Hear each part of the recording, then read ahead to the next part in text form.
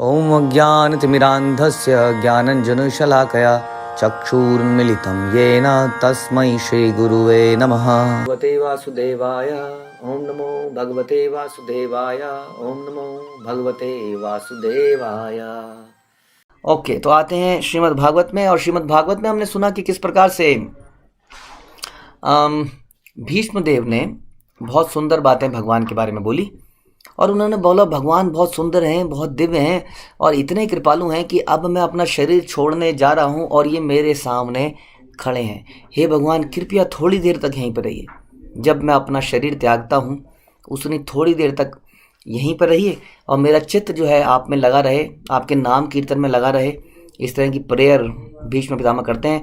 भीष्म पितामह के सामने युधिष्ठिर भी खड़े हैं और युधिष्ठिर के हृदय में कुछ क्वेरीज हैं, जिन क्वेरीज को दूर करने के लिए वो यहाँ पर आए हैं। तो अब हम सुनेंगे कि उन क्वेरीज का क्या आंसर देते हैं भीष्मदेव। ठीक है, श्रीमद् भागवतम, इसमें हम लोग करेंगे श्लोक संख्या 25, कैंटो पहला।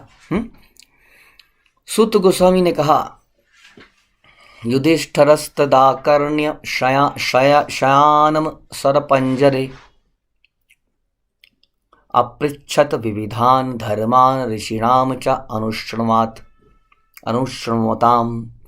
सूत गोस्वामी ने कहा, सूत गोस्वामी कौन है? जो भागवत नैमिषारण्य में सबको सुना रहे हैं, शौनक इत्यादि को सुना रहे हैं। जो ओरिजिनल भागवत बोली गई थी वो आप जानते ही हैं, सुखदेव गोस्वामी एंड परीक्षित महाराज।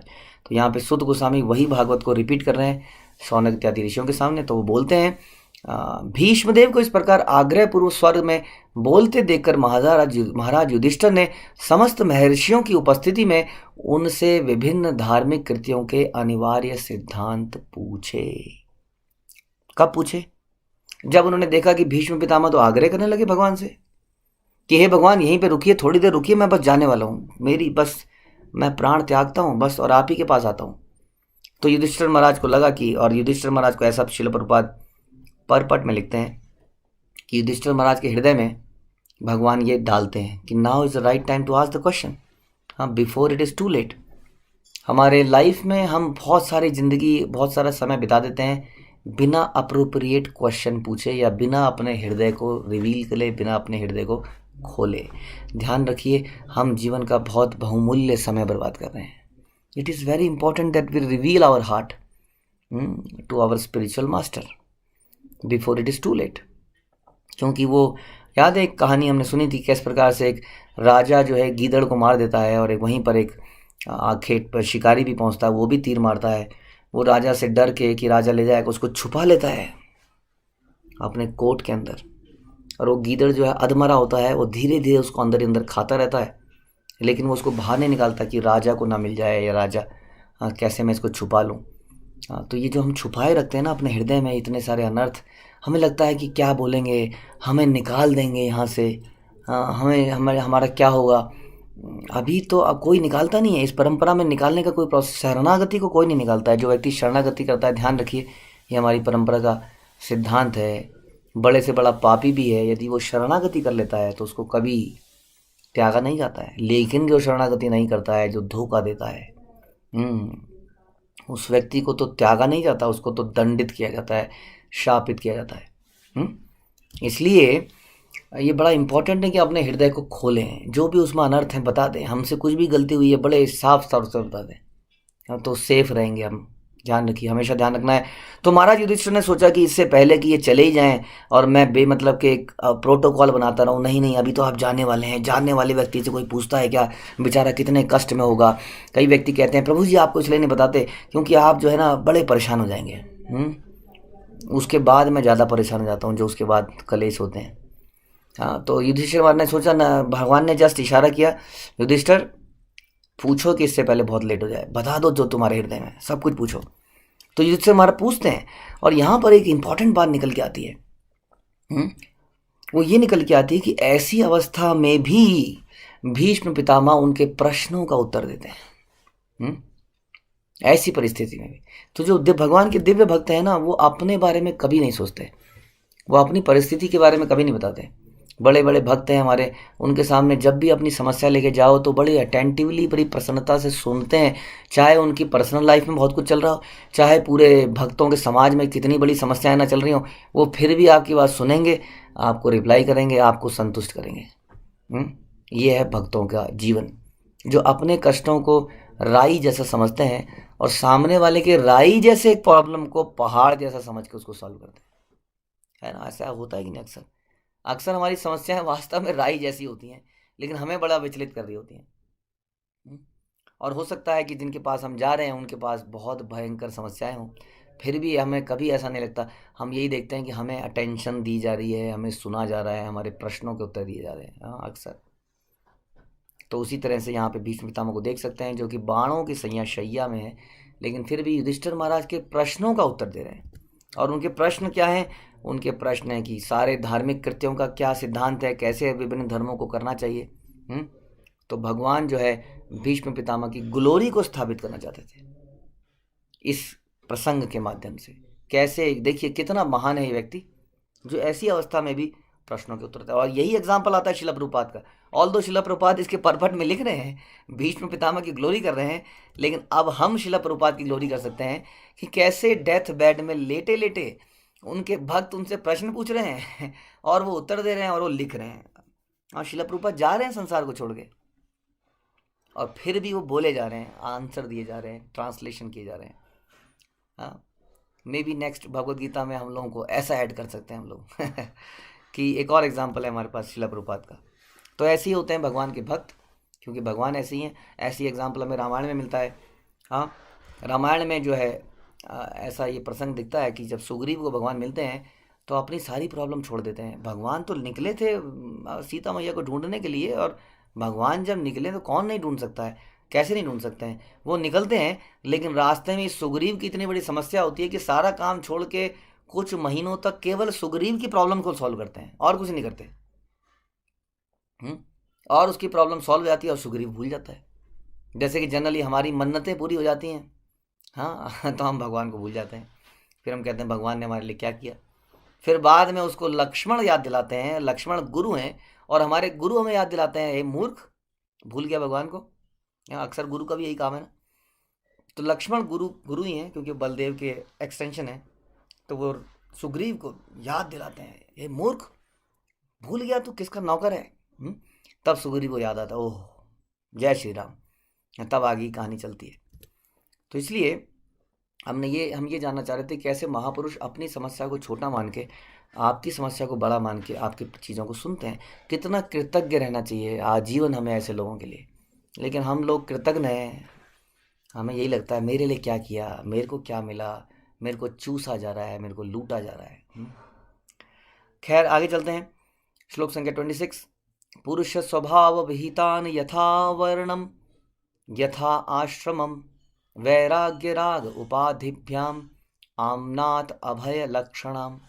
महाराज युधिष्ठिर के पूछे जाने पर भीष्म देव ने सर्वप्रथम व्यक्ति की योग्यताओं के अनुसार जातियों के वर्गीकरण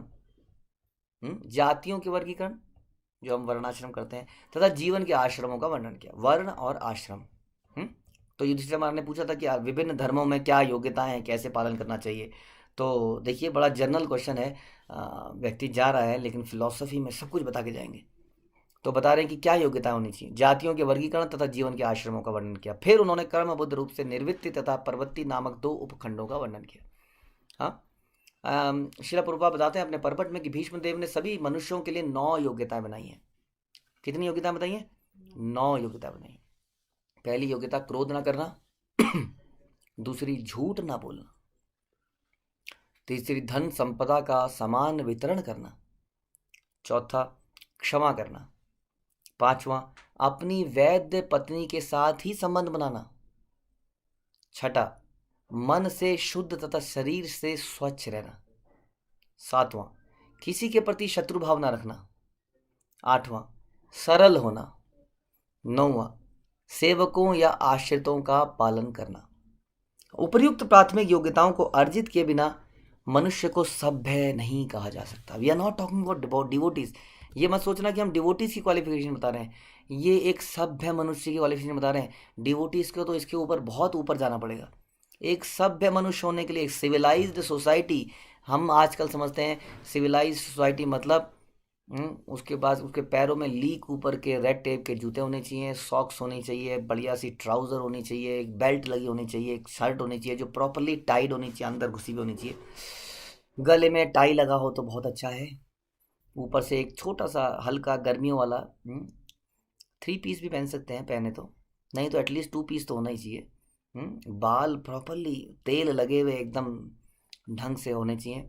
इसको हम कहते हैं he is a civilised person, और she is a civilised person.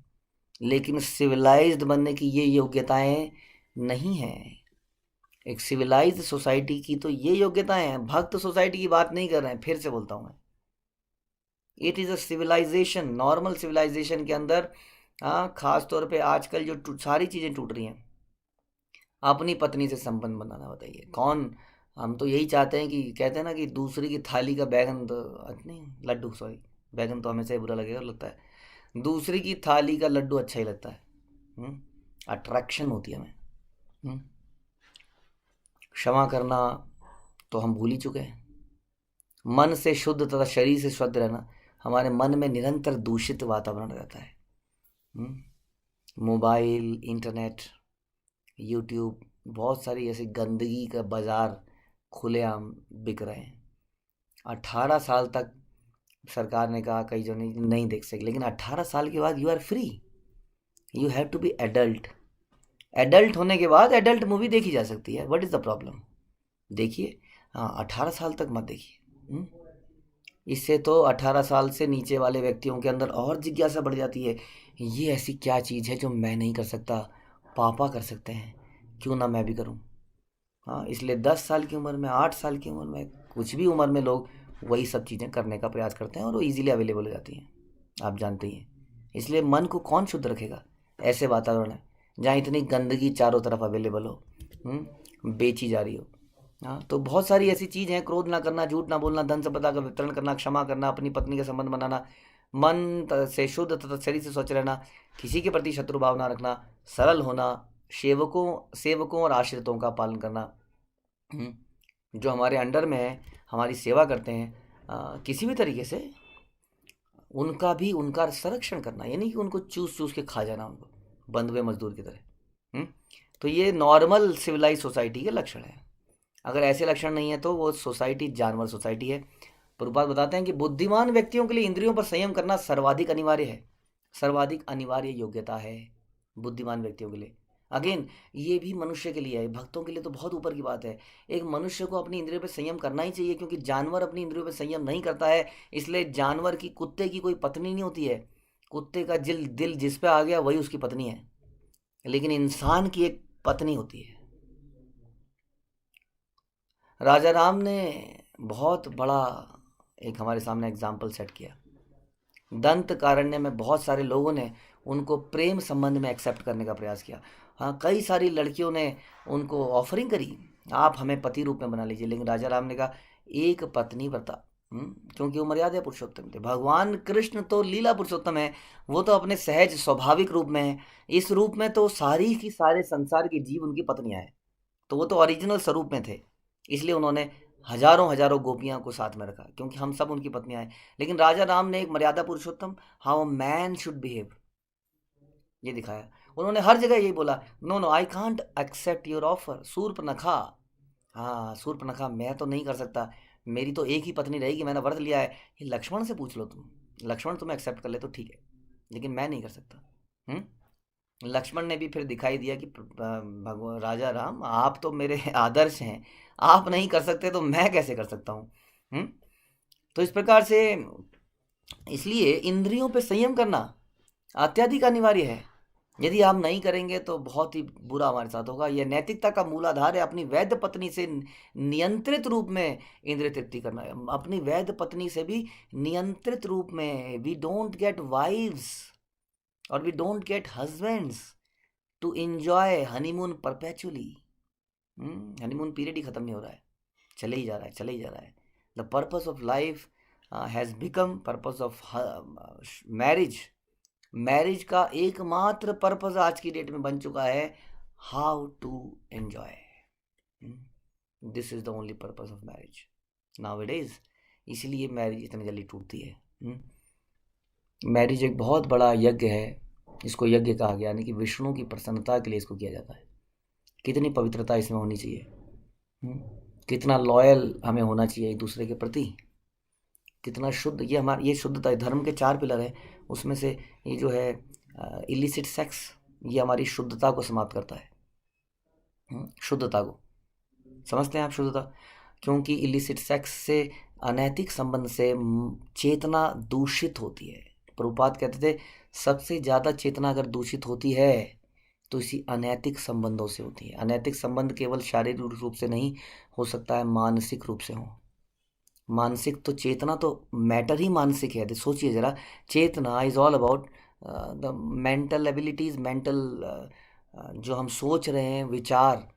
यदि हम अपनी सोच में भी गंदगी ला रहे हैं, हम कुछ और एंजॉय करने का प्रयास कर रहे हैं, हम then also we are breaking the 4th rule of illicit sex, not to have illicit sex.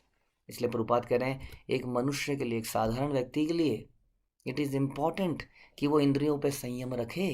ध्यान रखिए, इसके बारे में बहुत नियम है, क्योंकि हमारे अपोजिट सेक्स से हमारा अट्रैक्शन जो है ना, हमारे चित्त में, वो छुपी हुई मछलियों की तरह है। जैसे किसी ने हल्की सी लिफ्ट दी, किसी ने हल्का सा मुस्कुरा के देखा, हमने कहा, क्या कहते हैं उसको ये लोग, हंसी तो फंसी। This is all the slogans जो समाज में चलते हैं, इसलिए इनको बोलने में मुझे शर्म नहीं आती है, क्योंकि this is all about the discussion. जब 4 लड़के खड़े होते हैं तो ये डिस्कस कर रहे होते हैं, जब 4 लड़कियां खड़ी होती हैं तो ये डिस्कस कर रही होती हैं। और भक्त बनने के बाद भी हमारे हृदय में सुप्त अवस्था में वो इच्छाएं रह जाती हैं, और वो मानसिक रूप से हम पूरी कर रहे होते हैं। But mind your thoughts, as your thoughts become your action. इसलिए it is very important. Raja Ram के एग्जाम्पल हमने साबित किया। यहाँ पे शिला प्रभुपाद कह रहे हैं कि बुद्धिमान व्यक्तियों के लिए इंद्रियों पर संयम रखना बड़ा अनिवार्य योग्यता है। यह नैतिकता का मूलाधार है। यदि हम यही नहीं कर पा रहे तो हम नैतिक कहाँ हैं? What about civilize society? हम अनैतिक हैं, हम जानवर हैं। We have become like dogs, cats and dogs who does not need marriages to enjoy, who can enjoy freely anywhere, everywhere, any time. अपनी वैद्य पत्नी से भी नियंत्रित रूप से संबंध बनाने चाहिए, बता रहे हैं। जैसे मैंने बताया, marriage is not for this purpose. यदि आपकी पत्नी आपको बहुत ज़्यादा प्यार नहीं करती है तो कंधा मत ढूंढिए किसी और पत्नी का, किसी और स्त्री का। जैसे पिक्चरों में देखते हैं ना, बहुत दुखी हूँ, हाँ मेरी पत्नी मेरे को पूछती नहीं है, तुम बहुत अच्छी हो।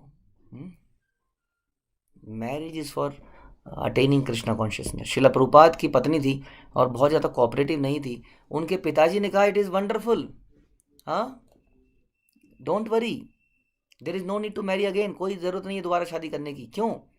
क्योंकि ऐसी पत्नी तुम्हारे अंदर वैराग्य पैदा करेगी। किसके लिए? पत्नी के लिए। ऐसा नहीं कि इधर इस पत्नी से वैराग्य पैदा करेगी और इस पत्नी से अटैचमेंट पैदा करेगी। Attachment to Krishna and detachment from the metal world. Attachment to another wife, another's wife, and detachment from this my wife. This is not the philosophy. Detachment पैदा करेगी इस संसार से, कृष्ण के प्रति आसक्ति पैदा करेगी। इसलिए उन्होंने बोला कोई बात नहीं आता अगर पत्नी बहुत अच्छी नहीं है तो, इट इज़ बेटर। उसी तरह इसको उल्टा कर सकते हैं आप पति के लिए सोच के, in any situation we have to please Krishna. तो ऐसा प्रभुपाद लिख रहे हैं, बहुत स्ट्रांगली इसमें लिख रहे हैं। यदि कोई मद्यपान करता है तो मादक द्रव्य का सेवन करता है तो वह शिक्षक नहीं बन सकता। अगले पॉइंट पे प्रभुपाद आते हैं, क्योंकि it is all about this shloka. अगर हम दोबारा से श्लोका को सुने तो श्लोका में बताया जा रहा था कैसे 4 वर्ण और 4 आश्रम है, उसमें क्या क्या किया जा रहा है। इसके परपट में प्रभुपाद इतने स्ट्रॉन्ग वर्ड्स लिख रहे हैं। फिर से प्रभुपाद लिखते हैं कि एक शिक्षक कौन बन सकता है? एक शिक्षक बन सकता है जो कम से कम 4 नियमों का पालन तो करे, मद्यपान तो ना करे। आधुनिक शिक्षण प्रणाली में शिक्षक और शैक्षिक योग्यताओं पर ही ध्यान दिया जाता है। इसने बीएड किया, कई बार हम स्कूल खोलते हैं, है ना, तो बोलते हैं कितने बीएड हैं जी आपके पास, कितने पोस्ट ग्रेजुएट हैं, हाँ कितने ये हैं, कितने वो हैं। कोई भी ये नहीं पूछता कि अच्छा क्या ये टीचर शराब पीते हैं, क्या ये टीचर सिगरेट पीते हैं, क्या इनके संबंध अपनी पत्नी से कैसे हैं, कहीं और संबंध तो नहीं बना रखे इन्होंने, क्या ये मीट ईटिंग खाते हैं, करते हैं। ये योग्यताएं तो कोई नहीं पूछता है। योग्यताएं होती हैं, हम भी अपने बच्चों का एडमिशन ऐसे स्कूल में करना चाहते हैं जहाँ की फैकल्टीज, जहाँ के टीचर्स पीएचडी होल्डर्स हैं। To hell with this all this education system. Prabhupada कह रहे हैं उनके नैतिक जीवन पर नहीं ध्यान दिया जाता, अतएव शिक्षा के परिणाम से उच्च बुद्धि का कई प्रकार से दुरुपयोग होता है। वो आदमी को तेज तर्रार तो बना देते हैं लेकिन इंसान नहीं बना पाते। इसलिए ऐसा व्यक्ति जिसका दिमाग बहुत प्रखर है लेकिन जो धार्मिक नहीं है, जो अपने को नहीं जानता, जीवन के पर्पस को नहीं जानता, वो क्या करता है, उस तेज बुद्धि को इंद्रिय तृप्ति के लिए यूज़ करता है और समाज में अराजकता फैला देता है। इसलिए सोचिए, ऐसी खोखली सभ्यता में हम रहते हैं और ऐसी खोखली सभ्यता को हम पालन करते हैं। हम भी चाहते हैं कि हमारे बच्चे ऐसे बने, क्योंकि हम ऑड वन आउट नहीं होना चाहते। हमारे अंदर हृदय में दम नहीं है, हम खोखले हैं, हम डरपोक हैं, डरपोक। लोग भक्तों को डरपोक बोलते हैं। मैं कहता हूँ आप लोग बोलिए वो सब लोग डरपोक हैं जो वैदिक सिद्धांत का पालन नहीं करते हैं, क्योंकि ऑड वन आउट बनना नहीं चाहते हैं। खोखले समाज में रहते हैं जहाँ पे अगेन क्या समाज है, जहाँ हर पति पत्नी रास्ते में चलता हुआ दूसरे की पत्नी पर नज़र डालता है, उसके कपड़ों पर नज़र डालता है, उसके अंगों पर नज़र डालता है। क्या ऐसा नहीं करता? अपने मन से पूछिए। ऐसी सभ्यता में हम रहते हैं और फिर भी हमें गर्व है। गर्व से कहो हम ये हैं, गर्व से कहो हम ये हैं। हाँ, तो प्रभुपाद बहुत स्ट्रांगली इन चीज़ों के बारे में लिखते थे, क्योंकि क्या फ़ायदा बड़ी बड़ी बातों करने का, भक्ति का, राधा भाव का, महाभाव का। जब इंसान तो बने, पहले इंसान तो बने, तभी तो भक्त बनेगा। अब इंसान ही नहीं बन रहा है तो भक्त कैसे बन जाएगा? इसलिए प्रभुपाद के प्रवचनों में अक्सर इसी बारे में चर्चा होती थी और यही हमारा भी मूल है। अपने सिद्धांतों, अपने बेसिक से मत हिलिए। भक्ति के बारे में हम बहुत कुछ जान गए हैं, हम चैतन्य चरितामृत जान गए हैं, हम श्रीमद् भागवत पढ़ चुके हैं, हम ये पढ़ चुके हैं, हम वो पढ़ चुके हैं, लेकिन हम फिर भी इंसान नहीं बने। अभी भी हमारे अंदर वही लस्ट है, हाँ, जो कि एक जानवर में पाई जाती है। अपने आप को बचाइए इससे पहले कि आप समाप्त हो जाए। ठीक है। दान धर्मान राजधर्मान मोक्ष धर्मान विभागशः स्त्री धर्मान भगवत धर्मान समासव्यास योगतः। तब उन्होंने दान कर्मों, राजा के राज्य विषय कार्यकलापों तथा मोक्ष कर्मों की खंडवार व्याख्या की। फिर उन्होंने स्त्रियों तथा भक्तों के कर्तव्यों का संक्षेप में विशद रूप से वर्णन किया। भीष्म पितामह ने, इट लुक्स लाइक कि Bhishma Pitamah is not in अ हरी। कई बार व्यक्ति क्या कहता है, मैं मर जाऊं तो बेटर है, प्राण त्याग दूं तो बेटर है। प्राण त्यागने से यदि दुख चले जाते तो सारे लोग प्राण ही त्याग देते। प्राण त्यागने से and is not the end of life. आप क्या सोचते हैं प्राण त्यागने के बाद सब कुछ जीरो हो जाएगा? ये तो शून्यवादी फिलॉसफी है। हाँ, वी आर नॉट शून्यवादी, वी नो कि मृत्यु के बाद सब जीरो नहीं हो जाता है। हम जानते हैं there is life after death. और यदि गलती से आप अपनी मृत्यु के कारण बनते हैं, अपनी आत्महत्या करते हैं, तो आपके आगे आने वाला जीवन और भी ज़्यादा दुखद होगा। उसके कारण आप खुद बनेंगे, क्योंकि ये पाप माना जाता है। मनुष्य योनि इसलिए नहीं मिलती है कि उसके जीवन को समाप्त कर दिया जाए। मनुष्य योनि मिली है भगवत ज्ञान के लिए। तो इसलिए Bhishma Pitamah is not willing to die immediately, जबकि बाण घुसे हुए हैं। सोचिए, आर पार बाण घुसे हुए हैं, फिर भी वो बातों को ऐसे बता रहे हैं जैसे वो हमेशा जीने वाले हैं। कोई संक्षेप में नहीं बता रहे हैं कि ओके आइए सुनिए 2 मिनट में तुम्हें बताता हूँ सारे धर्मों का सार ये है। ऐसा नहीं, एक एक चीज़ को बहुत ही डिटेल में बता रहे हैं। तो उन्होंने क्या क्या बताया? दान कर्म, दान कैसे किया जाना चाहिए। जैसे हम गीता में सुनते हैं कि दान भी 3 प्रकार का होता है, रजोगुणी, तमोगुणी, सतोगुणी। उसके बाद राजा के राज्य विषय कार्यकलाप क्या होने चाहिए। आप भागवत पढ़ेंगे तो आपको मालूम चलेगा कितना गहरा साइंस है। भागवत बताती है कि राजा को प्रजा के कार्यों का 1/6 रिएक्शन लगता है। इवन इफ राजा उस पाप कर्म को नहीं कर रहा है, यदि वो प्रजा उस पाप कर्म को कर रही है ना, तो भी, यानी कि राजा को कितना सतर्क होना चाहिए पाप कर्मों को रोकने के लिए। एंड व्हाट इफ कि राजा ही सरकारी स्लॉटर हाउस, कसाई घर खोल दे तो क्या करें? राजा ही सरकारी देसी अंग्रेजी शराब बियर की दुकान खोल दे तो क्या करें? राजा ही ऑथोराइज लॉटरी सेंटर खोल दे, गैम्बलिंग सेंटर खोल दे तो क्या करें? इसलिए हम तो बात कर रहे थे कि यदि प्रजा भी गलत करती है तो राजा जिम्मेदार माना जाता है। यहाँ तो राजा ही गलत करे तो क्या करा जाए? तो इसलिए भीष्म पितामह ने बताया कि राज्य विषय कार्यकलापों का, हाँ, क्या क्या कार्यकलाप है राज्य विषय। और वास्तव में हम सभी राजा हैं, अपने अपने घरों के तो सभी राजा हैं। इसलिए यदि आपकी संतान कुछ गलत करती है तो उसकी जिम्मेदारी आपकी है, क्योंकि आपने उसको ट्रेनिंग नहीं दी। यदि आप ट्रेनिंग नहीं, कई बार तो ट्रेनिंग देने के बाद भी बच्चे नहीं कर पाते हैं, लेकिन यदि आप ट्रेनिंग नहीं दे रहे हैं उनको चरित्र निर्माण नहीं कर रहे हैं, वो गलत चरित्र में जा रहे हैं, तो उसके जिम्मेदार भी हम हैं, क्योंकि हमारे पास टाइम ही नहीं है, क्योंकि हमारे पास ऑफिस है, बहुत सारे काम हैं, प्रमोशन भी देखनी है, एक बड़ा घर लेना है जिसके लिए मुझे भी कमाना पड़ेगा, मेरे पति को भी कमाना पड़ेगा, दोनों कमा के तभी तो उसकी इंस्टॉलमेंट देंगे। इस चक्कर में बच्चे के चरित्र निर्माण के लिए हमारे पास समय नहीं है, तो जिम्मेदारी हमारी है। तो राज्य विषय कार्यकलाप बताए, मोक्ष कर्मों की खांड बड़ी डिटेल में व्याख्या करी, किसको मोक्ष कहते हैं, मोक्ष कैसे लिया जा सकता है। फिर उन्होंने स्त्रियों और भक्तों के कर्तव्यों का संक्षेप में वर्णन किया। प्रभुपाद बताते हैं कि दान देना गृहस्थ का मुख्य कार्य है और उसे अपनी कठिन कमाई का कम से कम 50% दान में दे देना चाहिए। 152 ये स्टेटमेंट के बाद देखते हैं कितने लोगों ने एग्जिट मारा। प्रभुपाद कह रहे हैं कि 50% ऑफ द इनकम हमें दान में दे देनी चाहिए। ऐसा रूप गोस्वामी ने वास्तव में किया था, और हम ऐसे कुछ भक्तों को पर्सनली भी जानते हैं जिन्होंने जो ऐसा करते हैं। लेकिन वास्तव में ऐसा करने वाले बहुत ही कम लोग हैं। दिव्य अक्सर 10% तो लोग कर देते हैं, but 50% is difficult for people. ब्रह्मचारी को यज्ञ करने चाहिए और गृहस्थ को दान देना चाहिए। गृहस्थ ऐसा बताते हैं जब अपने जीविका पार्जन के लिए कुछ कार्य करता है तो उस कार्य में कुछ ना कुछ गलतियां रहती हैं, कुछ ना कुछ पाप कर्म इन्वॉल्व रहता है। इसलिए ये गृहस्थ की जिम्मेदारी है। एक तो इसलिए भी जिम्मेदारी है कि अपने धन की शुद्धि दान से होती है। ऐसा कहते हैं कि धन की शुद्धि दान से होती है। जैसे कपड़ों की शुद्धि उनको धोने, पानी से टच करने से होती है, वैसे धन की शुद्धि होती है दान करने से। इसके अलावा भी हम लोग जो है केवल दान इसलिए नहीं करते कि हमारे धन की शुद्धि हो। शिला प्रभुपाद ने जो गृहस्थ बनाए हैं वो मिशनरी स्पिरिट वाले हैं।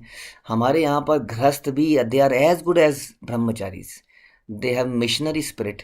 वो इसलिए दान देते हैं क्योंकि प्रचार कार्य को आगे बढ़ाना है। प्रचार कार्य के लिए कई बार बिल्डिंग बनानी पड़ती है, ज़मीन खरीदनी पड़ती है, कुछ कंप्यूटर खरीदने पड़ते हैं, कुछ मृदंग, करताल, स्पीकर, प्रसाद वितरण, न जाने क्या क्या करना होता है जो कि करा जाता है। इन सब कार्यों के लिए धन की आवश्यकता होती है। धन का सदुपयोग यही है कि वो लक्ष्मी को नारायण की सेवा में लगाया जाए तो लक्ष्मी कितनी प्रसन्न होंगी और उस व्यक्ति को छोड़ के नहीं जाएंगी। या ये कही कि लक्ष्मी का दुष्प्रभाव पड़ता है इंसान पे। हम सब जानते हैं, शास्त्र में बहुत लिखा है इसके बारे में कि यदि लक्ष्मी आ जाती है तो आदमी का दिमाग खराब हो जाता है। लेकिन यदि उसी लक्ष्मी को नारायण की सेवा में लगाते हैं तो लक्ष्मी कभी भी उसके दिमाग को खराब नहीं, मतलब उसका इम्पैक्ट, नेगेटिव इम्पैक्ट कभी नहीं पड़ता है। तो इसलिए एक गृहस्थ को दान देना चाहिए। समस्त आश्रमों अथवा आत्म साक्षात्कार के पथ पर जीवन के समस्त आश्रमों के लिए यही सामान्य कर्तव्य है। ब्रह्मचर्य जीवन में काफ़ी प्रशिक्षण दिया जाता है। सुनिए ध्यान से, ब्रह्मचर्य जीवन में काफ़ी प्रशिक्षण दिया जाता है, ऐसा प्रभुपाद बोल रहे हैं। what you mean by काफ़ी प्रशिक्षण? Does it mean by 1 2 2 4 and 2 3 6? मेरे को टेबल याद हो गई। Excellent, I got A1, I got this much, 99% marks, everybody is praising. हाँ, भौतिक चीज़ों के लिए कभी ट्रेनिंग की आवश्यकता नहीं पड़ती है, आप समझ लीजिए इस बात को। हाँ, बच्चा पैदा होता है, आपने देखा है, आप माँ दूध पिलाती है तो उसको चूसना, उसको पता है कि he has to suck it, उसको पता है कि उसको चूसना है। ट्रेनिंग की ज़रूरत नहीं पड़ती है, उसको पता है खाना है। सारे जानवर को देख लीजिए, तो भौतिक चीज़ आदमी अपने आप ही सीख जाता है। हाँ, ट्रेनिंग वास्तव में ज़रूरत है दिव्य गुणों को अर्जित करने के लिए। जैसे अर्जुन भगवद गीता में पूछते हैं कि स्थित प्रज्ञ के क्या क्या लक्षण हैं, वो कैसे खाता है, कैसे चलता है, कैसे बोलता है, भक्त के क्या गुण हैं। उन गुणों को अर्जित करने के लिए ट्रेनिंग की आवश्यकता पड़ती है, क्योंकि हम जानवर योनियों से आए। आप जानते हैं कि हम कितनी 84 लाख योनियों को ख़त्म करने के बाद मनुष्य योनि में आए। अब सोचिए, जो व्यक्ति 84 लाख योनियों में भटक रहा था, 80 लाख योनियों में भटक रहा था, क्या 80 लाख योनियों का इम्पैक्ट मनुष्य योनियों में नहीं पड़ेगा उसकी चेतना पे? जो इतने करोड़ों लाखों सालों से जानवर योनि में चलता हुआ आया है, उसका इम्पैक्ट तो पड़ेगा ही। इसलिए मनुष्य एक जानवर ही है वास्तव में, सोफेस्टिकेटेड, लेकिन उसको ट्रेनिंग की आवश्यकता है ताकि वो मनुष्य और फिर भक्त बन सके। तो वास्तव में ब्रह्मचारी आश्रम यानी कि बच्चों के साथ 25 साल तक कम से कम रिगरस ट्रेनिंग होनी चाहिए, जिसमें कि उनको टॉलरेंस आए, फॉरगिवनेस आए, these are the divine qualities. उनके अंदर बड़ी विनम्रता है, उनका सर झुका ही रहे हमेशा, कभी वो बड़ों के सामने तू तड़ाक करके बात ना करें। मैं देखता हूँ कई बार कोई माँ बच्चे को डांटती है और बेटा गले लगा लेता है बच्चे को, ये तेरी माँ तो ऐसी है, चल तू मेरे साथ। कभी माँ ने डांटा तो पति ने लगा लिया, कभी पति ने डांटा तो कर लिया, या कभी हमारे किसी अध्यापक ने बच्चे को कुछ बोला, माँ बाप आए उसको प्रोटेक्ट करके ले गए। We are spoiling the child, मैं बता दूं आप लोगों को। तो इसलिए 25 साल तक प्रभुपाद कह रहे हैं कि काफ़ी प्रशिक्षण दिया जाना चाहिए, जिससे मनुष्य का यह समझ ले कि संसार रूपी संपत्ति भगवान की है इन 25 सालों में। अतएव कोई भी व्यक्ति संसार की किसी वस्तु का स्वामी होने का दावा नहीं कर सकता जब वो समझ जाता है कि ये सारी संपत्ति भगवान की है। इस प्रकार से जब संपत्ति उसको मिलती है तो उसका दिमाग खराब नहीं होता। इसलिए तो नहीं होता क्योंकि by the time he is 25 और so he is well trained कि whatever is there in the world it belongs to Krishna. इसलिए जब वो धन कमाता है तो आराम से दान दे पाता है और आराम से खुशी से जीता है। कोई ज़िंदगी में प्रॉब्लम नहीं आती। ये मत सोचिए कि दान देने के बाद कैसे आदमी जिंदा रहेगा। हमने तो भक्तों को बहुत प्रसन्न देखा है। वास्तव में प्रसन्नता पैसे से नहीं खरीदी जा सकती है, देने से प्रसन्नता है। ये व्यक्ति को समझ में नहीं आता है। इसलिए उसको समझ में आता है कि सारी चीज़ें भगवान की हैं। अतः गृहस्थ जीवन जिसमें विषय भोग के लिए एक प्रकार से छूट है, उसमें मनुष्य को भगवान की सेवा के लिए निमित्त दान देना चाहिए। It is very important. भगवान की शक्ति के भंडार से ही शक्ति उत्पन्न होती है जो प्रत्येक को प्रदान की जाती है। अतएव ऐसी शक्ति के द्वारा किए गए कार्यों को भगवान की दिव्य प्रेमामयी सेवा के रूप में अर्पित करना चाहिए। यद करोषि यद जुहोषि यद ददासी यद जो समथिंग, जो भी आप करते हो, जो भी आप यज्ञ करते हो, जो भी आप दान देते हो, वो सब कुछ किसको किसको अर्पित करो? वो सब कुछ मुझे अर्पित करो। ऐसा भगवान कहते हैं। जिस प्रकार नदियां सागर से बादलों के माध्यम से जल प्राप्त करती हैं और पुनः समुद्र में मिल जाती हैं, उसी प्रकार हमारी शक्ति भगवान की शक्ति से ही निकलती है और हमें उसको भगवान को ही लौटाना चाहिए। हमारी शक्ति की पूर्णता इसी में है। अतः भगवत गीता में भगवान कहते हैं कि हम जो भी करते हैं, जो भी तपस्या करते हैं, यही श्लोक जो कह रहे थे, हम जो यज्ञ करते हैं, खाते हैं, दान देते हैं, वो सब भगवान को अर्पित किया जाना चाहिए। जब आप किसी कंपनी में ज्वाइन करते हैं तो आपको कार दी जाती है, आपको मोबाइल दिया जाता है, आपको सैलरी दी जाती है, आपको लैपटॉप दिया जाता है, आपको सीट दी जाती है, आपको कई सारी चेक साइनिंग अथॉरिटी, ये अथॉरिटी, वो अथॉरिटी दी जाती है। लेकिन ये सारी शक्तियाँ इसलिए तो दी जाती हैं ताकि आप कंपनी का काम अच्छे से करें। यह इसलिए दी जाती है कि सारी चीज़ें अपने घर में इस्तेमाल करें। इसीलिए भगवान ने आपको बहुत सारी शक्तियाँ, संपदा दी है। इसलिए नहीं दी कि आप इकट्ठे करके हम तिजोरियाँ भर लें, इसलिए दी है कि वो भगवान की सेवा में लगाएं। उधार ली गई अपनी शक्ति के उपयोग की यही विधि है। ये सारी शक्तियाँ उधार की हैं, कृष्ण की शक्ति हैं। जब हम इस विधि से शक्ति का उपयोग करते हैं तब हमारी शक्ति भौतिक उन्माद कलमश से रहित होती है। ध्यान रखिए, ऐसी शक्ति कभी भी उसका नेगेटिव इम्पैक्ट नहीं डालेगी, क्योंकि anyway we are using it for the service of Krishna. इसलिए भक्त लोग कितने भी अमीर हो जाएं, उनका दिमाग एकदम ठिकाने में रहता है। बाकी लोग बहुत सारे ऐसे बुरे आदतों में पड़ जाते हैं कि धन के बाद वो बर्बाद हो जाते हैं। और इस प्रकार हम भगवान की सेवा करने के लिए अपने मूल प्राकृतिक जीवन के योग्य बन जाते हैं। राजधर्म, ये प्रभुपाद जो है ना, इनके ऊपर बहुत लंबे लंबे पर्पट लिख रहे हैं। इन चीज़ों में बहुत ही इंपॉर्टेंट चीज़ें हैं। हम इसको जल्दीबाजी में नहीं पढ़ेंगे, मैं थोड़ा सा पर्पट और पढ़ता हूँ। We will continue the purport in the next week, next I think Monday और टुमारो रादर। राजधर्म राजनीतिक शिष्टता के लिए आधुनिक कूटनीति से भिन्न है।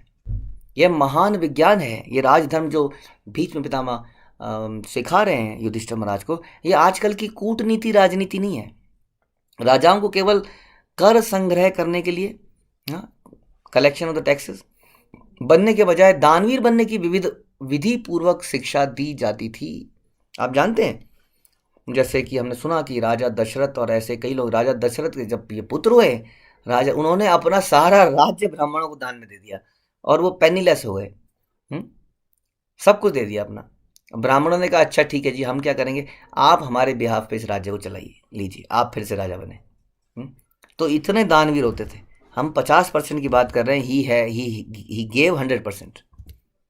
तो इस तरह की उन्हें शिक्षा दी जाती थी। प्रजा को मोक्ष प्राप्त कराना राजा का सबसे बड़ा कर्तव्य था, जैसा कि पिता का कर्तव्य है अपने पुत्र, अपने पुत्री को मोक्ष प्रदान करना, यानी कि कृष्ण का परफेक्ट सर्वेंट बनाना। उसको ये नहीं सिखाना कि बेटा, आजकल जैसे होता है ना, बेटा पिट के मत आइयो, हाँ ज़्यादा टॉलरेट कर लेगा तो सब दबा देंगे तेरे को, यू हैव टू रिबेल। ऐसा नहीं सिखाया जाता। उसको यहाँ लिखा है साफ साफ, पिता गुरु तथा राजा को कभी भी जन्म मृत्यु जरा व्याधि से प्रजा को मुक्त कराने के मार्ग पर लापरवाह नहीं होना चाहिए। साफ साफ लिखा है, कभी भी लापरवाह नहीं होना चाहिए। जब ये प्राथमिक कर्तव्य सही ढंग से संपन्न हो जाते हैं तो फिर जनता द्वारा जनता के लिए बनाई गई सरकार की कोई आवश्यकता नहीं रह जाती फिर तो। क्योंकि लोग इतने जैसे हम देखते हैं आज की डेट में गाँव में जाते हैं, वो ताला और सीसीटीवी कैमरा वगैरह की कोई आवश्यकता नहीं है, दरवाजे खुले हुए हैं। हाँ, तो इस प्रकार का राज्य बन जाता है। आजकल लोग छद्म से बटोरे गए मतों के बल पर शासन अधिकार पा लेते हैं, किंतु उन्हें राजा के मूल कर्तव्यों का प्रशिक्षण ही नहीं मिलता, और हर के एक के लिए ऐसा कर पाना संभव नहीं। हम डिस्कस कर रहे थे कि बल्कि कोई चुनाव में खड़ा हो जाता है तो इट्स वेरी मच पॉसिबल कि कोई आपको गोली मार दे, आपका मर्डर ही जाए। ऐसी परिस्थितियों में अप्रशिक्षित प्रशासक प्रजा के सभी प्रकार से सुखी बनाने के प्रयत्न में कहर ढाता है। हाँ, क्या होता है हमारा मैनिफेस्टो? हाँ, हम सड़कें बना देंगे, घर घर में पानी ले आएंगे, इतने अस्पताल खोल देंगे। क्या किसी के मैनिफेस्टो में आज तक आपने देखा है कि हम सबको भगवान का भक्त बनाएंगे? हम सबके अंदर चरित्र निर्माण करेंगे, हम सबको टॉलरेंस सिखाएंगे, हम बच्चों के लिए ऐसे स्कूलों का निर्माण करेंगे। ऐसा मैनिफेस्टो मैंने तो कभी नहीं देखा। इसलिए अब प्रशिक्षित प्रशासक धीरे धीरे चोर और धूर्त बन जाते हैं और डामाडोल राज्य पर करों में वृद्धि करते जाते हैं। और इस प्रकार से प्रभुपाद बहुत डिटेल में लिख रहे हैं कि आजकल की सभ्यता कैसी बन गई है। इसका कारण क्या है? इसका कारण, मुख्य कारण यह है कि उनको प्रशिक्षण नहीं दिया जा रहा है। बल्कि मैं तो कहूँगा बच्चों का भी क्या दोष है, माँ बाप ही नहीं चाहते हैं कि बच्चों को ऐसा प्रशिक्षण मिले। Everybody is just running in the rat race of earning money money money which is sweeter than honey. This is the only purpose of life, earn and enjoy. तो इसलिए जैसा राजा वैसी प्रजा, जैसी प्रजा वैसा करप्शन, संसार का बेड़ा गर्क इसलिए होता जा रहा है। इसलिए आइए हम उठते हैं इस चैलेंज के लिए, आइए कुछ डिफरेंट करें, आइए हम उस भेड़ चाल में ना चलें, आइए हम कुछ नया दौर चलाएं। कहते हैं नए दौर में लिखेंगे क्या मिलकर नई कहानी, हम वैष्णव जानी। ऐसा करने का प्रयास करेंगे, धीरे धीरे छोटा छोटा प्रयास करके बहुत बड़ा सागर हम बना पाएंगे। धर्मार्थ काम मोक्षाश्च सह पायान यथा मुने नानाख्यान इतिहासेषु वर्णयामास तत्त्ववित्। और इस श्लोक को पढ़ने के साथ साथ हम लोग एक बार प्रार्थना करते हैं। तत्पश्चात उन्होंने इतिहास से उद्धरण देते हुए विभिन्न आश्रमों तथा जीवन की अवस्थाओं में के वृत्ति परक कार्यों का वर्णन किया, क्योंकि वे उस सत्य से भली भांति परिचित थे। तो चर्चा हो रही है विभिन्न वर्णों और आश्रमों की, कि क्या क्या अलग अलग वर्ण हैं, अलग अलग आश्रम हैं। हम इनके बारे में कई बार चर्चा करते हैं, भगवद गीता में इसकी भी अक्सर चर्चा आती है। आप जानते हैं चतुर्वर्ण मया सृष्टम गुण कर्म विभागशः। चतुर्वर्ण क्या है और चार आश्रम क्या है? ब्राह्मण, क्षत्रिय, शूद्र, वैश्य, आप जानते हैं इसको। उसके बाद ब्रह्मचारी, गृहस्थ, वानप्रस्थ और संन्यास, ये आश्रम है, पहले वाले वर्ण थे। ठीक है, ये बनते हैं वर्ण और आश्रम, वर्ण आश्रम। ठीक है, ये वर्ण जो है जात के आधार पर बिल्कुल नहीं है, ये बड़े ही साइंटिफिकली बनाए गए हैं, व्यक्ति की चेतना के आधार पर, उसके अंदर जो इंक्लिनेशन है टू वर्क, उसके आधार पर ये बनाए जाते हैं कि कौन व्यक्ति क्या करने को इंक्लाइंड है ना। सिंपल वर्ड्स में कई हम देखते हैं, कई लोग आज की डेट में कोडिंग करने में ज़्यादा इंक्लाइंड हैं, कई लोग सिविल इंजीनियरिंग करने में ज़्यादा इंक्लाइंड हैं, कई लोग एडमिनिस्ट्रेटिव काम में जाना चाहते हैं, है ना। तो अलग अलग इंक्लिनेशन है। इसकी ब्रॉडर लेवल की जो कैटेगराइजेशन है उसको हम वर्ण कहते हैं। हाँ, जैसे कि कोई इंजीनियर का बेटा इंजीनियर नहीं होता, उसी तरह से ब्राह्मण का बेटा भी ब्राह्मण नहीं होता। बहुत सिंपल है समझने के लिए। तो हमारे इंक्लिनेशन, हमारी बुद्धि, चेतना, उसके अनुसार ये डिसाइड किया जाता है कि कौन व्यक्ति क्या है और क्यों करा जाता है। उसका पर्पज़ क्या है? उसका पर्पज़ ये है कि उसकी उस चेतना के आधार पर कुछ ड्यूटीज़ बनाई गई है शास्त्र में। यदि आप इस कैटेगरी में फॉल करते हो तो आपको ये करना चाहिए, यदि इस कैटेगरी में फॉल करते हो तो ये करना चाहिए, नहीं तो ये, नहीं तो ये कैटेगराइजेशन के पीछे एक पर्पज़ है कि यदि आप इनमें से इस कैटेगरी में हो तो आपको ये करना चाहिए। ठीक है, जैसे कि ऑफिस के अंदर हम बोलते हैं कि ये डायरेक्टर है, ये मैनेजर है, ये असिस्टेंट मैनेजर है, ये क्लर्क है। तो ये डिवीज़न का क्या फ़ायदा है? हम हर डिवीज़न के आगे बोलते हैं कि इसके पास ये ड्यूटीज़ है, इसके पास ये ड्यूटीज़ है, इसके पास ये ड्यूटीज़ है, इसके पास ये ड्यूटीज़, और उसके बाद ये अथॉरिटीज़ है। तो उसी तरह से इसका फ़ायदा ये है। लेकिन हम लोग देखते हैं कि चाहे कोई शर्मा जी हो, चाहे या पंडित जी हो, या कोई पाल साहब हो, या राजपूताना हो, इससे हम लोग बस अपनी जात से ही सर बहुत प्रसन्न है। या गाड़ी के पीछे लिखने में हमें बड़ा मज़ा आता है, राजपूत, ब्राह्मण, सब लोग लिखते हैं आज की डेट में। तो जात का पर्पज ये रह गया है, या जात काम में आती है शादी के समय दहेज मांगने में। हाँ, हम तो राजपूत हैं जी। हाँ, इतना तो हो गई, इतना तो आपको करना पड़ेगा, बारातियों का स्वागत पान पराग से कीजिएगा। हाँ, तो कुछ ना कुछ इस तरह की डिस्कशन होती है। तो जात पात का बेनिफिट आज की डेट में शादी कराने में, लेन देन में रह गया है। यहाँ तक कि लोग नौकरी लगाने के चक्कर में अपने कास्ट को चेंज करके ओबीसी करा देते हैं आजकल, हमने देखा। बैकवर्ड क्लास करा देते हैं, नौकरी तो मिलेगी। तो ऐसा नहीं है। हमारा जो वैदिक वर्णाश्रम है उसमें हर वर्ण के पीछे कुछ दायित्व बनते हैं। क्योंकि फॉर एग्जाम्पल कोई व्यक्ति है जो कि थोड़ा सा कम बुद्धि का है, वो वेदों में, शास्त्रों को, भगवत गीता को, कई चीज़ों को नहीं पढ़ के नहीं समझ में आता उसके, तो उसके लिए क्या बेनिफिट रहता है कि वो बाकी वर्णों की सेवा कर लेता है। जब बाकी वर्ण अपना धार्मिक कार्य करते हैं तो उसका फल उस व्यक्ति को भी अपने आप मिल जाता है। इस तरीके से ये बनाए गए थे। तो ये सारा जो रहस्य है ये उन्होंने किसको बताया? युधिष्ठिर महाराज को बताया कि क्या ये वर्ण है, क्या ये आश्रम है। आगे चलते हैं। धर्म प्रवदतस्य सह काला प्रत्युपस्थितः यह योगिना छंद मृत्यो वांछितः तु उत्तरायण। जब भीष्मदेव वृत्ति पर कार्यों कर्तव्यों का वर्णन कर रहे थे तभी सूर्य उत्तरी गोलार्ध की ओर चला गया। इच्छा अनुसार मरने वाले योगी इसी अवधि की कामना करते हैं। हाँ, ये बड़ा इसमें काफ़ी कुछ लिखा है इसके बारे में, लेकिन मुख्य रूप से समझने का प्रयास कीजिए इसमें क्या लिखा है और हमें क्या करना है। इसमें लिखा है कि यदि कोई व्यक्ति इच्छा अनुसार मरने वाले योगी इस अवधि की कार्य करते हैं, इच्छा करते हैं, इच्छा अनुसार कौन सी जगह में हमें जाना है उसके लिए। यहाँ पर बताया गया है कि ये जब सूर्य उत्तरी गोलार्ध की ओर चला जाता है। भगवत गीता में भी कहा गया है कि स्वरूप सिद्ध आत्माएं जिन्होंने परमेश्वर के हित में को ही सब कुछ मान रखा है वो सामान्यतः रूप से अग्निदेव के तेज के समय तथा जब सूर्य उत्तरायण होता है तब अपना शरीर त्यागते हैं। यानी कि शरीर त्यागने की जो सही अवधि है उसकी यहाँ पर बात की जा रही है, कब शरीर त्यागा जाए। क्या आप और मैं प्लानिंग कर सकते हैं कि जब सूर्य उत्तरायण में हो तब हम शरीर को त्यागेंगे? क्या ऐसा कर सकते हैं? Is it possible for us? Bhishma Pitamah को इच्छा मृत्यु का वरदान था, इसलिए उसको उनके लिए तो फिर भी पॉसिबल था, बट क्या हमारे लिए पॉसिबल है? नहीं। तो यानी कि हम अगर सूर्य दक्षिण की तरफ जा रहा होगा उस वक्त हमारी मृत्यु होगी, तो क्या हम लोग भगवान के धाम में नहीं जाएंगे? ये सब उनके लिए है जो भगवान के भक्त नहीं है। जिंदगी में, लाइफ में जितने भी कर्म कांड है वो उन्हीं के लिए है। भक्तों के लिए कोई कर्म कांड की आवश्यकता नहीं रहती, क्योंकि भक्त केवल भगवान पर निर्भर करते हैं। इसलिए भगवान के भक्तों के लिए एक वीआईपी लाइन लगी होती है। बाकी आपने देखा होगा कई जगह लाइन लगी हुई है, बहुत सारी लाइन लगी है, लंबी लंबी लाइन लगी है, लेकिन एक लाइन में फट से आदमी की एंट्री हो जाती है।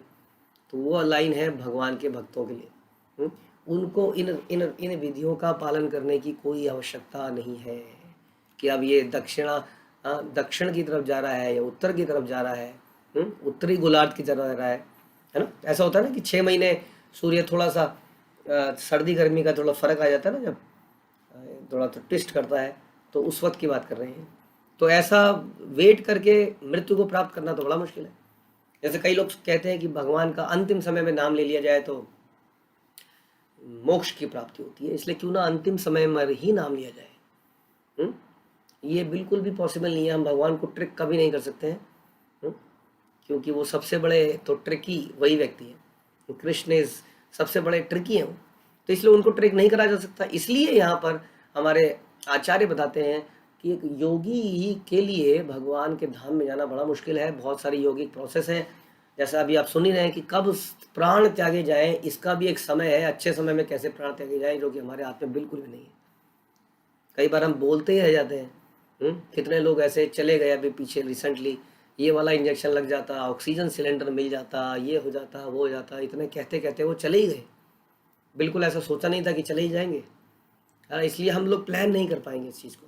इसलिए केवल आप सुन लीजिए कि भीष्म पितामह इतने महान व्यक्ति थे कि उन्होंने इस प्रकार के समय को चयन कर पाए। उसके बाद क्या हुआ? तदा उपसंहत्य गिरः सहस्त्रणी विमुक्त संग मना आदि पुरुषे कृष्णे लसत पीठ लटे पटे चतुर्भुजे पुरः स्थिते अमीलित दृक् व्यधारयत। तत्पश्चात वह व्यक्ति जो हजारों अर्थों से युक्त विभिन्न विषयों पर बोलता था तथा हजारों युद्धों में लड़ चुका था, हजारों व्यक्तियों की रक्षा कर चुका था, उसने बोलना बंद कर दिया। उसने समस्त बंधन से पूर्ण रूप से मुक्त होकर अन्य सभी वस्तुओं से अपना मन हटाकर अपने खुले नेत्रों को उन आदि भगवान कृष्ण पर टिका दिया जो उनके समक्ष खड़े थे, जो चार भुजाओं वाले थे और जगमग करते एवं चमचमाते हुए पीत वस्त्र धारण कर रहे थे। यहाँ पर एक बात और सिद्ध होती है कि कृष्ण ही विष्णु हैं। वही कृष्ण जो महाभारत में लड़े थे, वही कृष्ण तो अभी अर्जुन के साथ सारे 5 पांडवों के साथ वहां पर उपस्थित हुए थे, और वही कृष्ण को यहाँ पर भीष्म पितामह ने चतुर्भुज में भी दर्शन उनके अंत समय पर किए।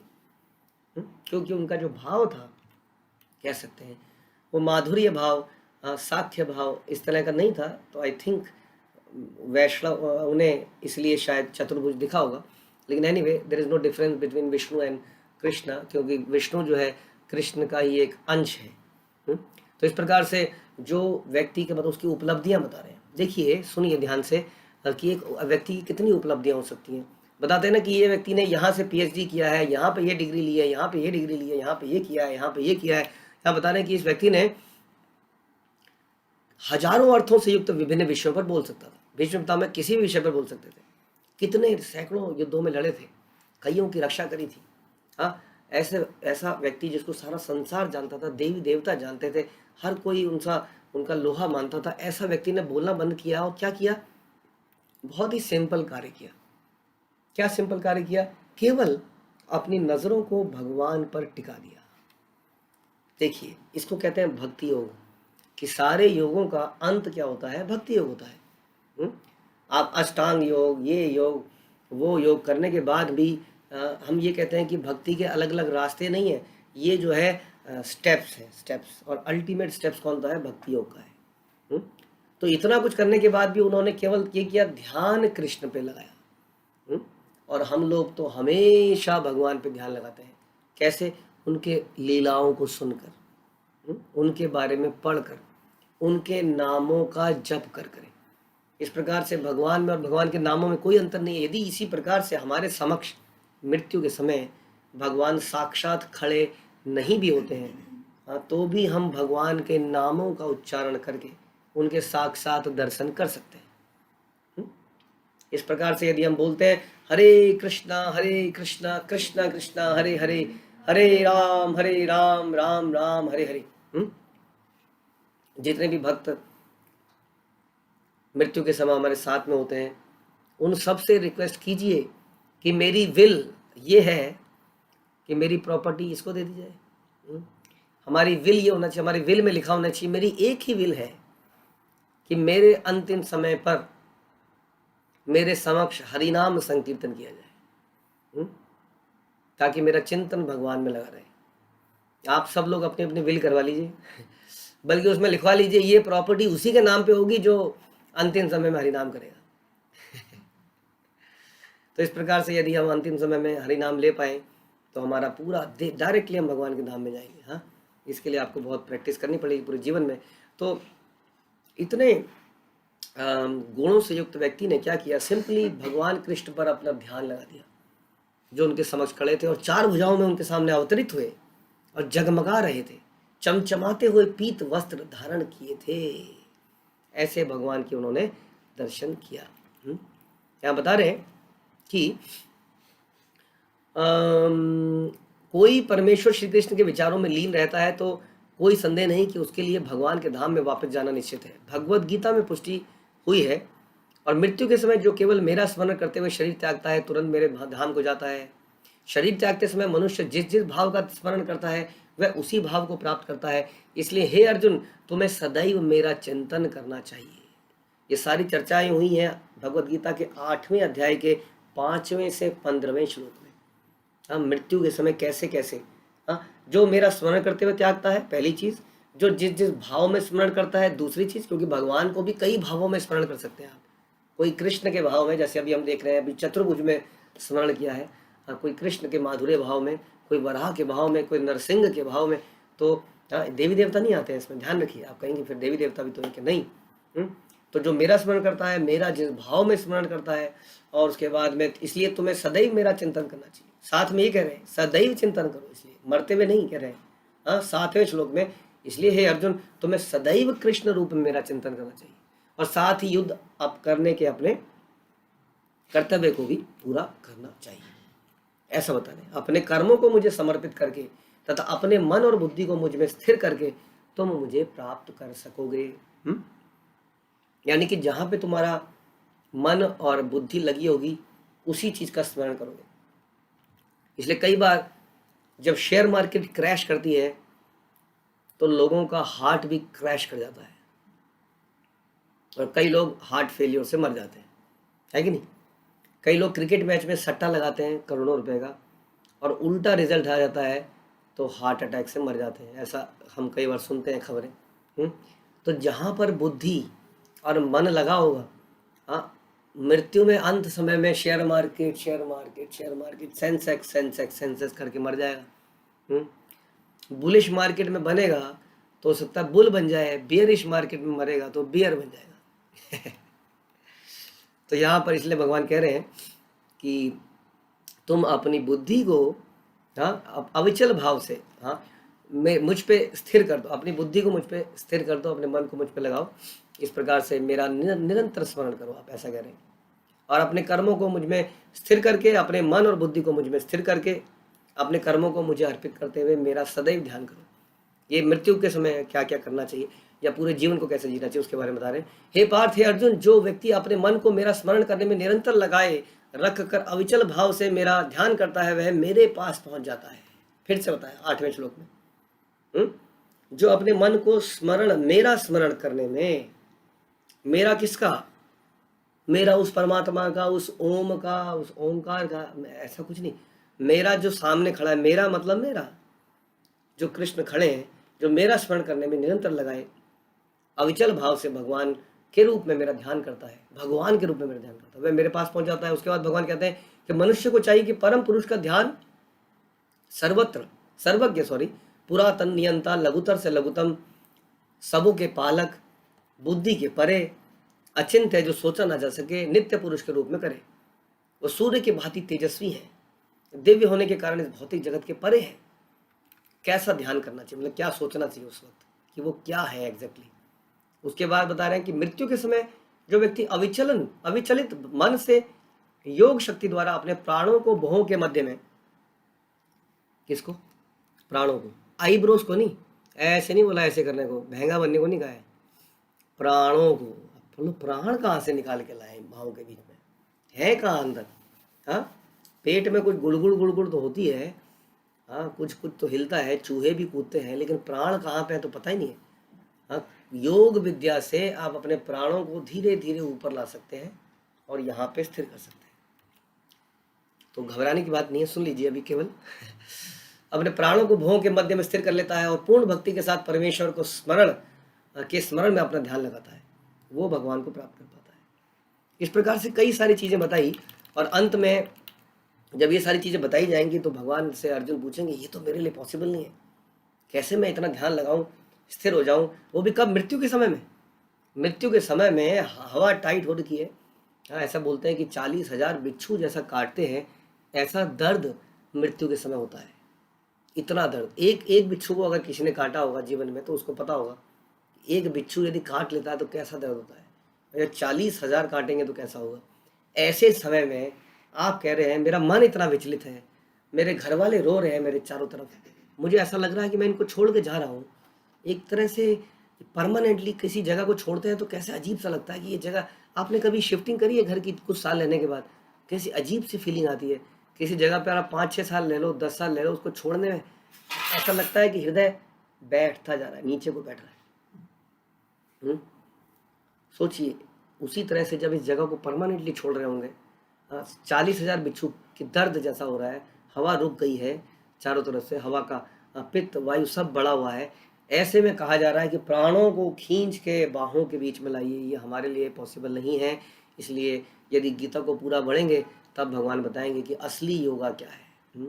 असली योगा है भक्ति योगा, जो कि भीष्म पितामह ने फाइनली किया, कि अपनी आंखों से भगवान के दर्शन किए, अपने होठों से गंगा जल पीजिए, अगर पॉसिबल है मृत्यु से पहले उसमें तुलसी को ग्रहण कीजिए, राधा कुंड का जल पीजिए, जगन्नाथ जी की राश खाइए अगर पॉसिबल है मृत्यु से पहले, और अपने शरीर में जल के छिड़काव कीजिए, अपने शरीर में तिलक लगाइए, अपने आंखों के सामने भगवान के सुंदर विग्रह का दर्शन कीजिए।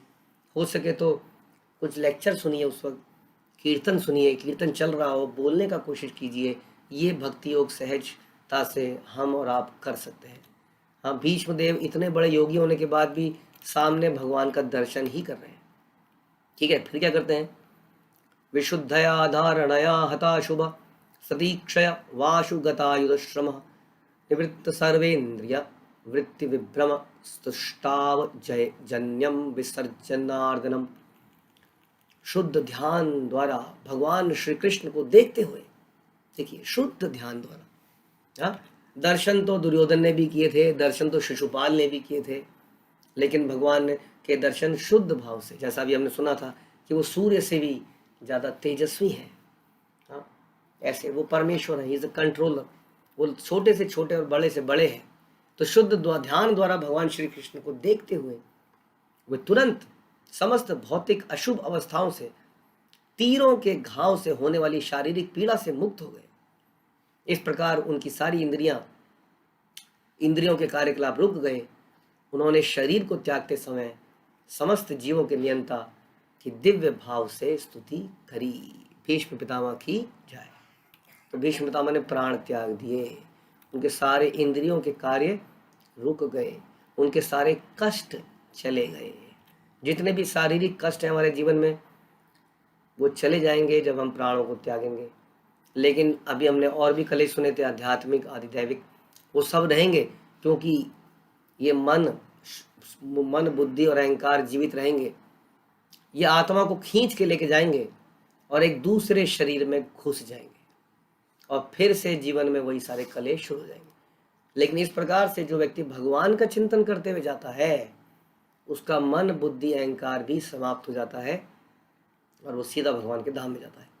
तो भीष्म पितामह ने भगवान का धाम प्राप्त किया। भीष्म पितामह ने स्वर्ग लोक प्राप्त नहीं किया, भीष्म पितामह ने पितृलोक प्राप्त नहीं किया, भीष्म पितामह ने महरलोक, जनलोक, ब्रह्मलोक, सत्यलोक इत्यादि प्राप्त नहीं किया।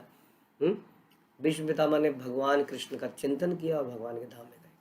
तो अंत काले च मामे में जो बोलते हैं, तो ऐसी मृत्यु इसी को कहते हैं ग्लोरियस डेथ। ग्लोरियस लाइफ तो क्या होगी? कैदी की लाइफ कितनी ग्लोरियस हो सकती है? कैदी का क्या ग्लोरियस होगा?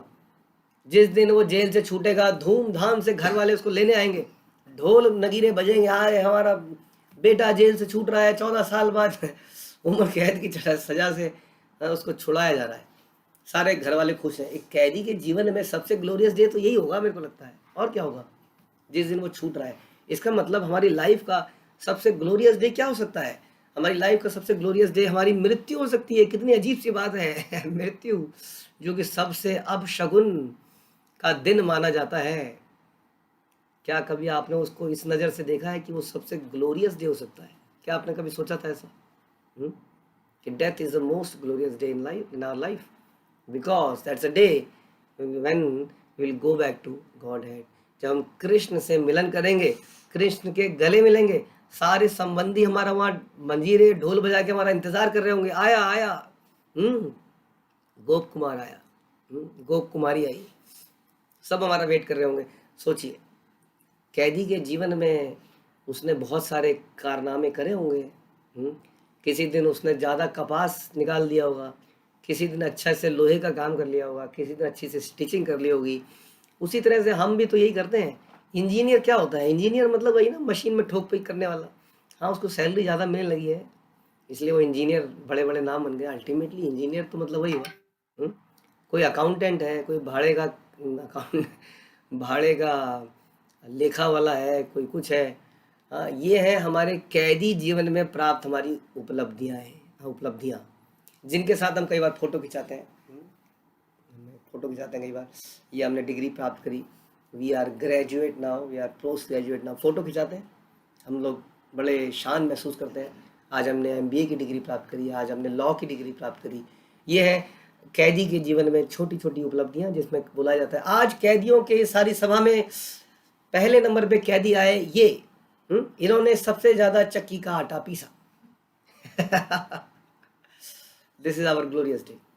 इसलिए ध्यान रखिए, हमारे जीवन में सबसे महान दिन है जब हम ऐसी मृत्यु प्राप्त करेंगे जब हम भगवान के धाम जाएंगे। ऐसी मृत्यु नहीं जब हम दोबारा पैदा हो रहेंगे, वो ग्लोरियस डे नहीं है, जब हम फाइनली यहाँ से छूटेंगे। तो ऐसा ही दिन भीष्म पितामह के दिन जीवन में आया है, जो सारी पीड़ा से मुक्त होकर, कर्तव्यों से मुक्त होकर, भगवान का ध्यान करते हुए उन्होंने अपने शरीर को त्यागा है।